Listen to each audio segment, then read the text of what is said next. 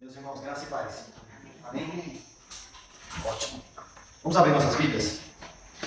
Lá no Salmo 125, dando assim continuidade às nossas exposições, nossos estudos dos Salmos de Romagem.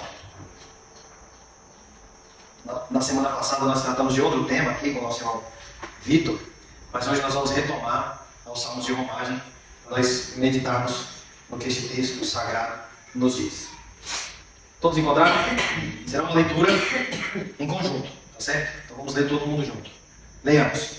Os que confiam no Senhor são como o monte de Sião, que não se abala, firme para sempre. Como em redor de Jerusalém estão os montes, assim o Senhor em derredor do seu povo, desde agora e para sempre. O cetro dos ímpios não permanecerá sobre a sorte dos justos, para que o justo não estenda a mão à iniquidade. Faze o bem, Senhor, aos bons e aos retos de coração. Quanto aos que se desviam para sendas tortuosas, levá-los-á o Senhor, juntamente com os malfeitores, paz sobre Israel. Amém. É curioso, irmãos, que eu e Cícero nós não combinamos nada, né? E esse texto ele fala de algo um pouco parecido com o contexto ali do profeta Abacuque, no sentido de que o povo estava sendo oprimido, né, por uma nação má. Neste caso aqui, provavelmente o contexto aqui é que o povo de Israel estava vivendo sob o domínio de uma nação, de um rei, de um imperador, algum governador que era ímpio, né? Então isso trazia muita opressão ao povo de Deus. Nós vamos meditar nesse texto, mas antes disso, irmãos, nós vamos orar. Vamos falar com Deus mais uma vez.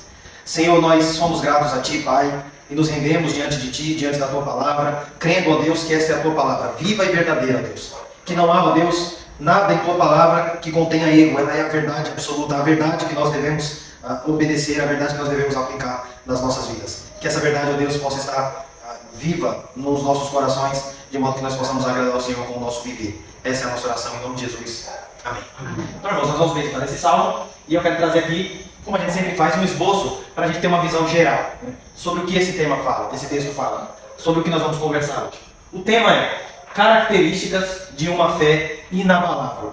Quais são as marcas de alguém que tem uma fé que não se abala, uma fé que traz firmeza para a sua vida? Nós vamos ver isso através do exemplo do salmista aqui no Salmo 125. É claro que esse texto não vai falar tudo sobre fé, nem todas as características de uma fé verdadeira, mas nos traz aqui algumas lições bastante importantes para a nossa vida também, para os nossos dias de hoje. E aí, na introdução nós vamos falar um pouco sobre qual era o tempo, o que estava acontecendo na época que esse salmo foi escrito, qual era o contexto, né? E aí nós vamos ver as características. Do versículo 1 e 2, irmãos, nós vemos que essa fé inabalável, essa fé que não se abala com as dificuldades, ela é mostrada aqui pela confiança em meio às adversidades. O salmista confia em Deus. E ele fala aqui do povo de Deus como um povo que confia em Deus, mesmo no contexto de tribulação. Nós vimos aqui no texto, Abacuque, apesar de não entender, apesar de ficar meio confuso, no final, como nosso irmão aqui nos convidou à leitura, dos versículos 17 em diante, ele demonstra que ele confia no Senhor, mesmo sem entender. Mesmo sem entender por que Deus usaria um povo ímpio para punir o seu povo, ele creu. Ele disse, ainda que a figueira não floresça, ainda que eu olhe ao meu redor e dê tudo errado, não haja comida, não haja mantimento, mesmo assim eu louvarei ao Senhor. O salmista aqui tem a mesma atitude, é isso que nós devemos também ter na nossa vida prática, irmãos. E aí, a segunda característica é a esperança de que Deus traria livramento. O salmista ele mostra aqui que ele crê que Deus não ia permitir que o seu povo ficasse para sempre naquela situação. E isso mais uma vez nos lembra o que nós lemos no profeta Abacuque aqui, né? Apesar da dificuldade, ele sabia que Deus iria livrar o seu povo, que Deus iria cuidar do seu povo em meio às dificuldades. E ele crê também, irmãos, na justiça de Deus. Nós vemos isso aqui nos versículos 3 a 5. Então é sobre isso que nós vamos falar hoje. E no final quero trazer aqui de forma breve algumas aplicações práticas. Irmãos, antes de nós entrarmos na introdução, esse texto aqui, como os irmãos já sabem, já devem ter percebido isso, ele é um dos textos mais conhecidos e mais amados do Saltério. Quase todo crente sabe de cor o Salmo 125.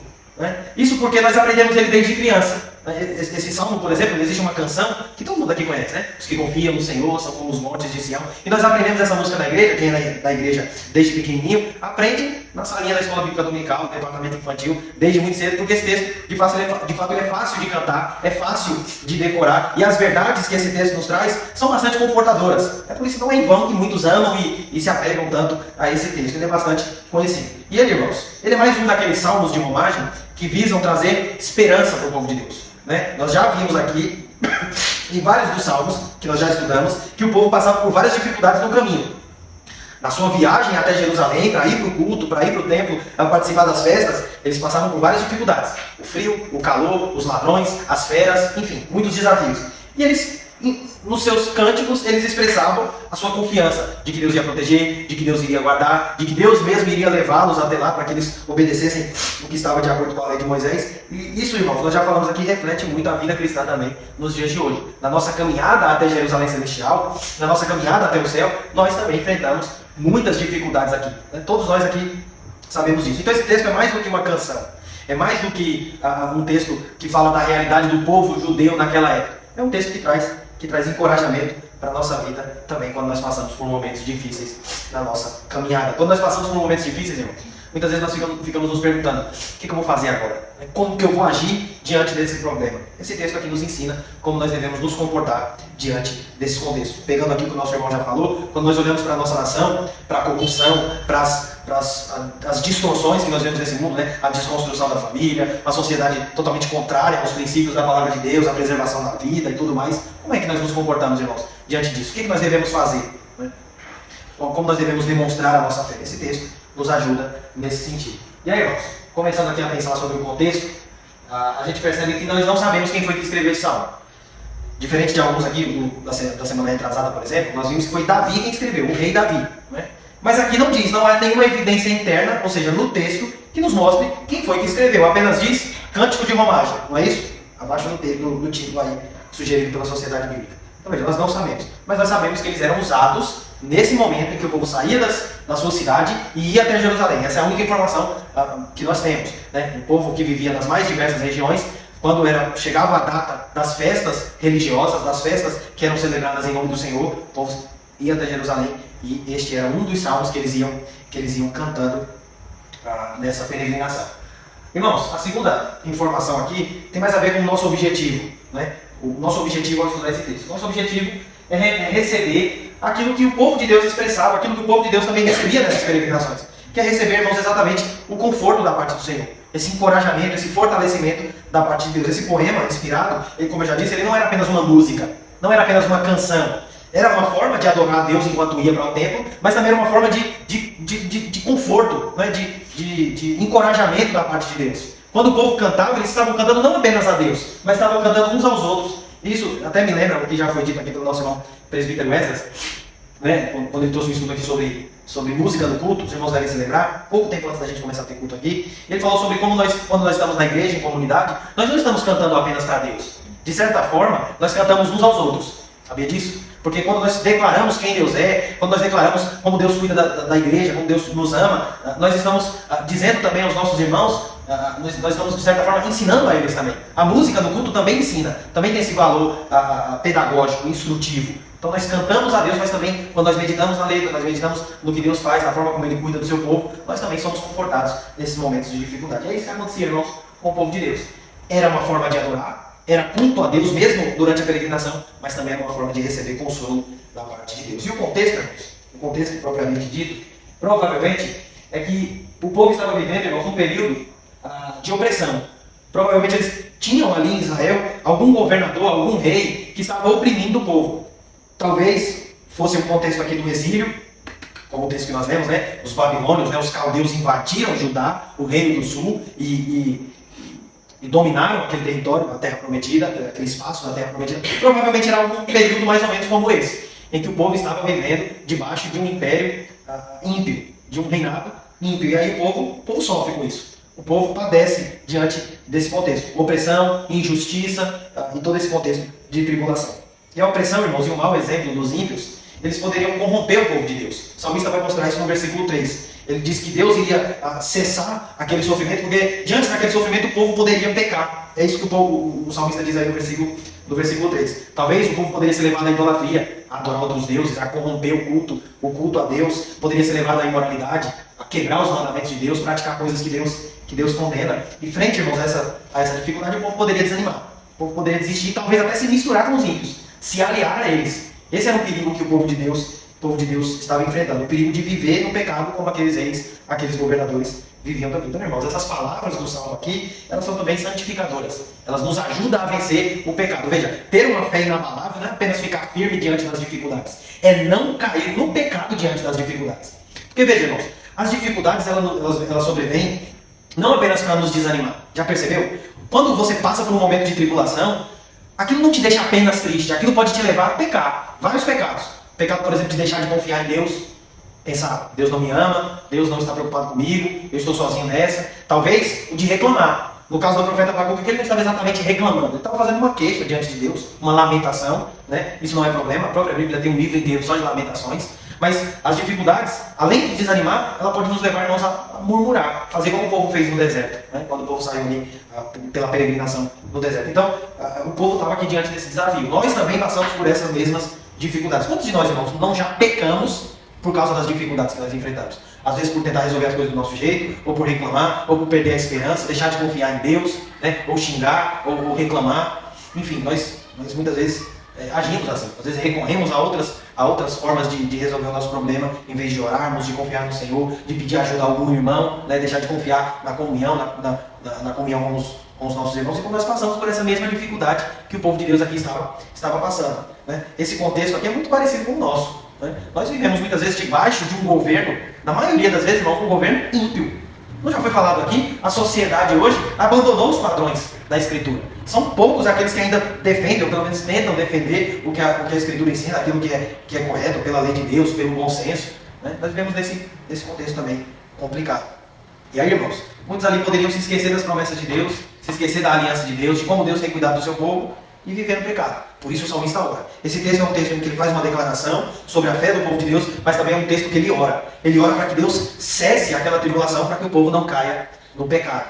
Né? E aí, irmãos, por isso nós vemos aqui essas características de uma fé inabalável. E aí, vamos pensar um pouco sobre a primeira delas. Confiança em meio às adversidades. Vamos ler mais uma vez, irmãos?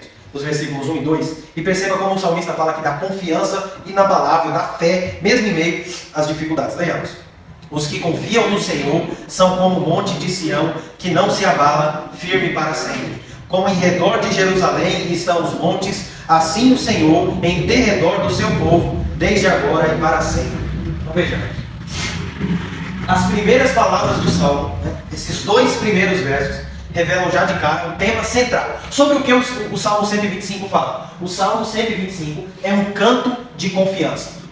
Um louvor a Deus que expressa a confiança do povo de Deus no poder, na provisão, no cuidado, na proteção que vem do Senhor. E essa confiança, irmãos, ela está firmada no Deus de Israel, que protege, que guarda e que guia, que livra o seu povo de todo perigo. O salmista expressa isso aqui. Ele está fazendo aqui, irmãos, uma constatação. Ele está afirmando como o povo de Deus confia no Senhor.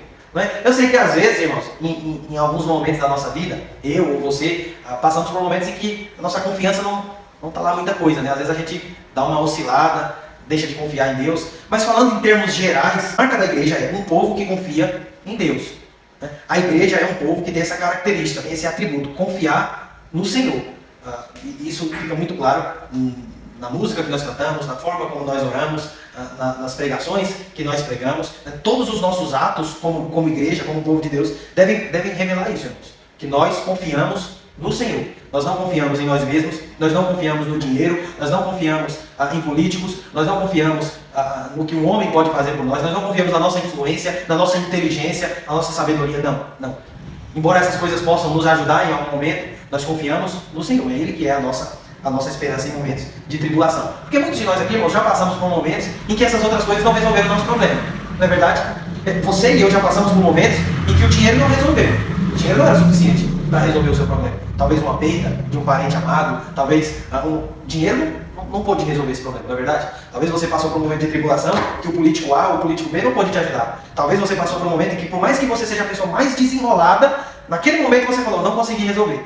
Agora, esse problema é maior do que eu. Então vejamos, existem momentos, na verdade, em todos os momentos, nós devemos confiar somente no Senhor. O resto é lucro. Se nós tivermos dinheiro, ajuda, amigos, inteligência, tudo isso, se nós tivermos, é ótimo. Um bom governo, maravilha. Mas se todas essas coisas se acabarem, mesmo assim nós podemos confiar no Senhor, porque Ele certamente não falha conosco. E aí, irmãos, no versículo 1, se você olhar, o salmista ele vai comparar o povo de Deus com o Monte Sião, a montanha onde ficava ali a nação de Israel, onde ficava o templo de Jerusalém.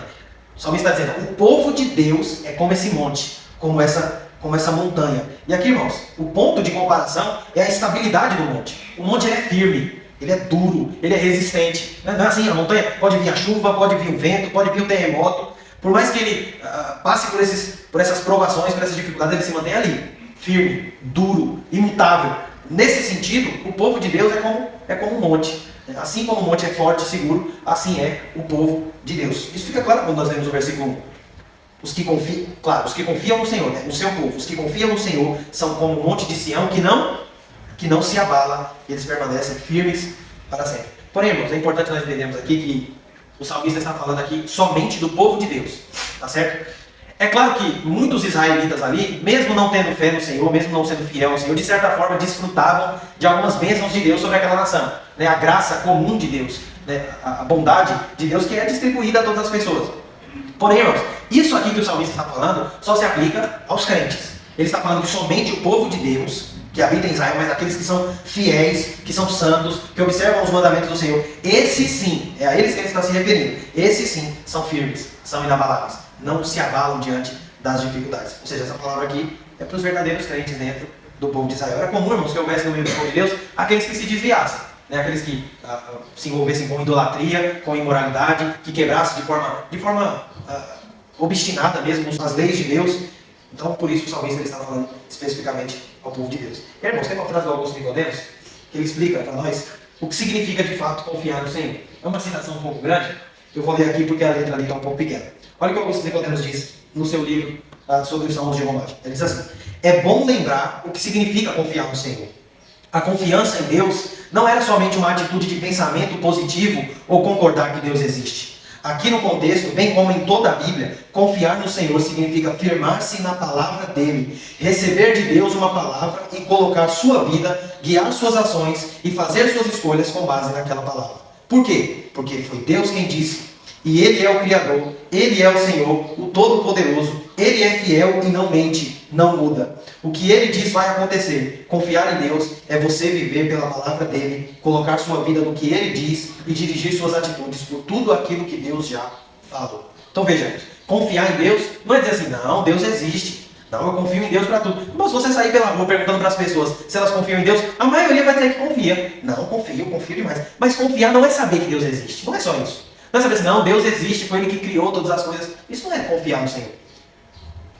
São Tiago vai dizer que, na sua epístola, vai dizer que até o diabo teme e treme diante de Deus. Ele também sabe que Deus existe. Então isso não tem muita importância. Não é esse o ponto. O ponto, irmãos, é confiar em tudo aquilo que Deus disse. Esse é o grande desafio. É colocar a nossa vida, as nossas palavras, as nossas decisões, toda a nossa vida alinhada com aquilo que Deus disse. E aí sim, é isso que significa confiar no Senhor. É confiar de fato que é Ele quem nos sustenta, é Ele quem nos protege, é Ele quem nos guarda, que o seu Filho virá nos buscar para nós habitarmos com Ele. É viver a nossa vida de acordo com as verdades que Deus diz em Sua palavra. Imagine, principalmente, irmãos, no contexto que nós vivemos hoje. Hoje nós vivemos um tempo difícil. Se tem uma coisa que é difícil hoje é nós defendermos os princípios da Bíblia. Mas nós precisamos confiar no Senhor de que essa é uma maneira correta de nós vivermos. E aí no versículo 2, irmãos, o salmista vai fazer o seguinte. Ele destaca as defesas naturais de Jerusalém. Veja, primeiro ele diz que o povo é como um monte. Mas depois ele vai mostrar que, de forma geográfica mesmo, olhando para a nação de Israel, ela já era uma nação fortificada. Um lugar que proporcionava uma certa segurança. Por quê? Porque era uma cidade que era em cima de uma montanha e que também era cercada por muitas outras montanhas. Isso dificultava muito que outras nações invadissem. Embora isso tenha acontecido em alguns momentos, por castigo de Deus, por causa da desobediência do povo, de certa forma, irmãos, Jerusalém era uma cidade fortificada. O povo de Israel era uma nação segura. Olha o que ele vai dizer. Como em redor de Jerusalém estão os montes, então veja, era uma cidade que tinha uma certa proteção natural. Certamente a cidade tinha sua muralha, como as cidades tinham naquela época, e até hoje existem lugares assim, mas o fato da geografia, da natureza, Deus criado a natureza naquela região, com montanhas em volta de Jerusalém, isso trazia uma segurança a mais. E a nação, conforme o poeta descreve, ela é cercada pelas montanhas, e ele usa isso, irmãos, como uma ilustração para descrever a maneira como Deus cerca o seu povo e protege. O salmista está dizendo assim, olha, assim como a nossa nação é cercada pelas montanhas, e isso traz segurança para a gente, Deus é como essas montanhas. Deus é como essas montanhas que nos cercam.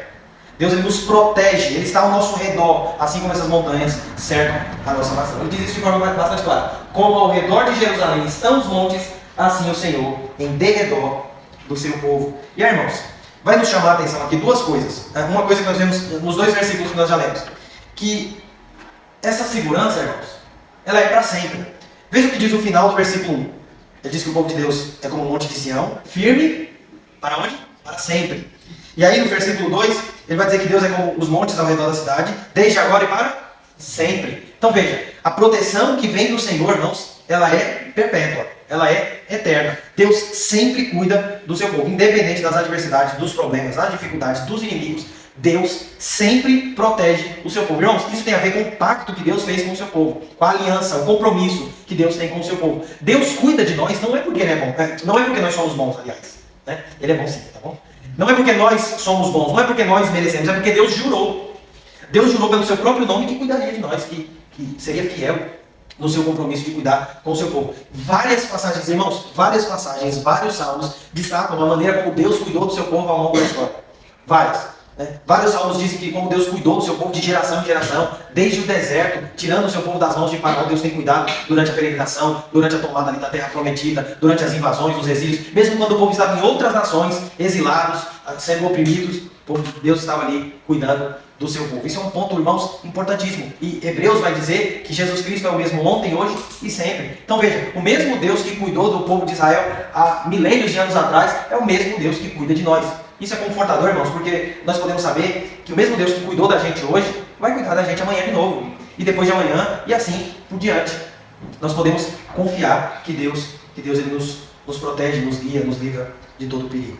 O crente é essa montanha. O crente é semelhante a essa montanha que não se abala. Porém, meus irmãos, é importante nós entendermos que essa proteção, essa fé inabalável, ela não é baseada em méritos. Veja, essa proteção, essa firmeza, ela decorre da fé e não de méritos. Não são boas obras que nós fazemos, é porque nós cremos. Se nós somos salvos pela fé, nós também devemos viver pela fé. Nós já nos reportamos aqui ao livro do profeta Abacuque, no capítulo 2, o que Deus diz ao profeta.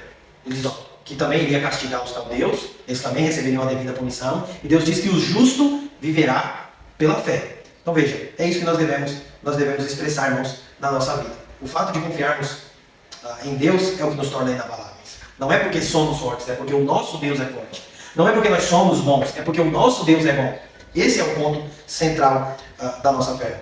Ele é um Deus que não muda e é a razão de nós permanecermos firmes. Sabe por que você ainda não desistiu, irmãos? Porque Deus é quem te mantém firme. Sabe por que você ainda não jogou tudo para o alto, não desanimou, não abandonou a fé, não abandonou seu compromisso com Deus? Não é porque você e eu somos bons. É porque Deus tem cuidado de cada um de nós. E podemos ter certeza, como eu já disse, de que amanhã e depois será da mesma forma. Pode vir qualquer tribulação, irmãos, porque o Espírito Santo de Deus é quem persevera em nós, quem nos mantém firmes até a vinda do nosso Senhor Jesus Cristo. Amém?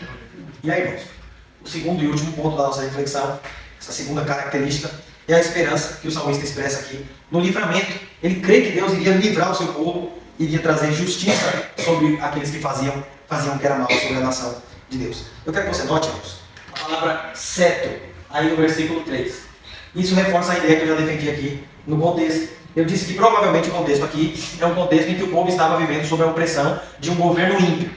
E o versículo 3 deixa isso claro. Ele diz, o cetro, ou seja, o governo dos ímpios não permanecerá. Ou seja, eles não ficarão reinando para sempre.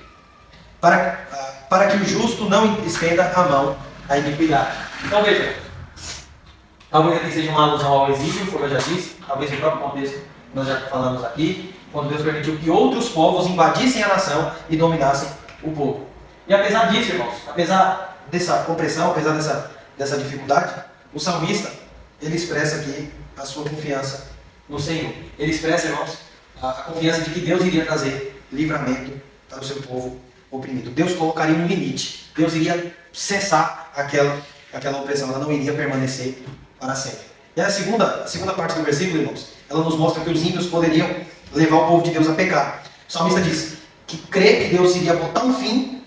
Para quê? Para que o povo de Deus não caísse no pecado. O cetro dos ímpios não permanecerá sobre os justos, para que o justo não estenda a mão à iniquidade. Para que o justo, irmãos, não desanimasse diante da tentação, da dificuldade que sobreveio ao povo de Deus.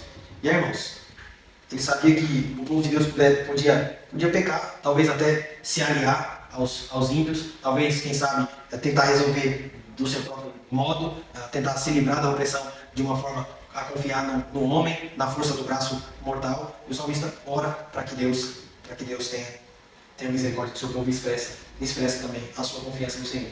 E aí, irmãos, a oração dele, ela está especificamente nos versículos 4 e 5.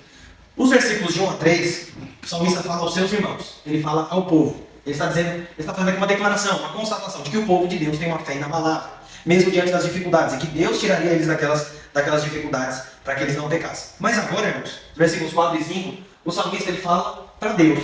Ele dirige as suas palavras agora ao Senhor e faz uma oração. Ele diz: faze o bem, Senhor, aos bons e retos de coração. Quanto aos que se desviam para sendas tortuosas, levá-los-á o Senhor, juntamente com os malfeitores, paz sobre Israel. O que parece, irmão, o salmista está lembrando aqui das promessas que Deus fez ao seu povo. Como eu já disse aqui, Deus jurou que faria o bem ao seu povo, que cuidaria do seu povo. Então o salmista se apega a essa promessa e clama: Senhor, faz o bem ao teu povo, ajuda o teu povo. Então ele está suplicando, clamando a Deus para que Deus tenha misericórdia e fortaleça o seu povo, porque o seu povo, fortalecido por Deus, conseguiria resistir o pecado. Irmãos, pensando nisso, eu lembro da história de Daniel, né, o profeta Daniel. Ele foi exilado, estava num momento de tribulação, e Deus fortaleceu ele para que ele pudesse resistir àquele momento, né? Não se dobrar diante dos ídolos, não se contaminar com os manjares do rei. Ele se privou daquelas coisas por confiar no Senhor, por guardar o mandamento do Senhor. Se manteve firme na oração, como o livro deixa bastante claro. Então vejamos, é basicamente esse contexto aqui.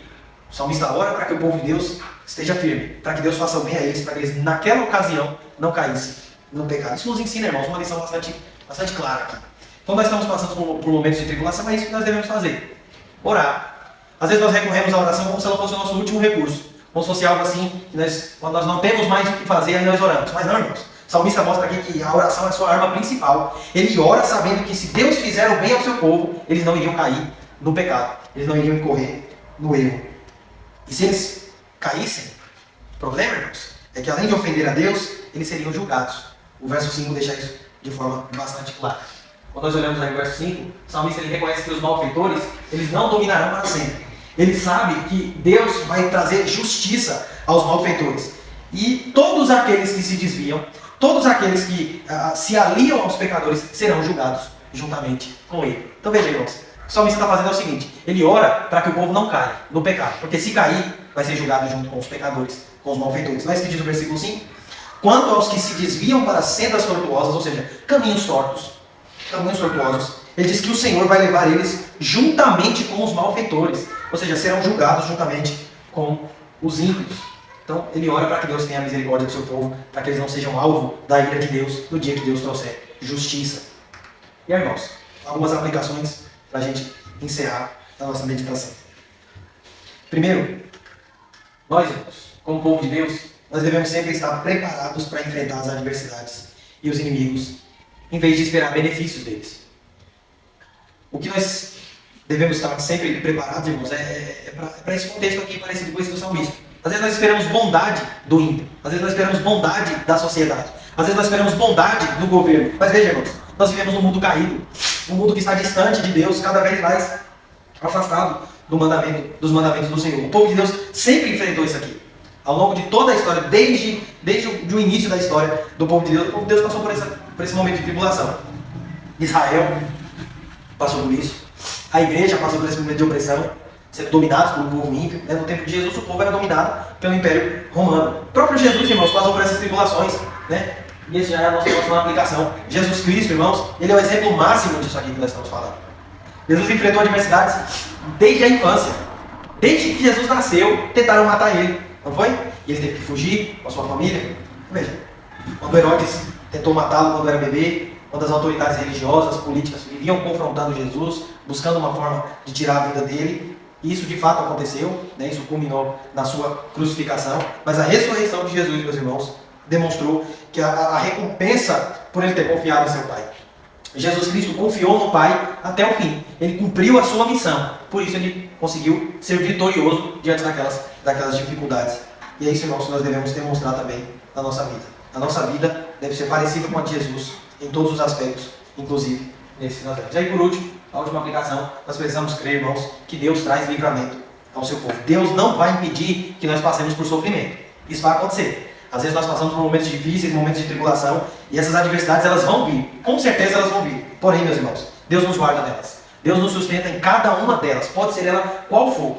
Doenças, perdas, problemas financeiros, problemas emocionais, problemas dentro da igreja que acontece também. Não importa, irmãos. Não importa qual é o problema que você está enfrentando na sua família, no seu trabalho, na sua escola. Deus não nos livra dessas situações. Nós vamos passar por elas. A nossa vida toda.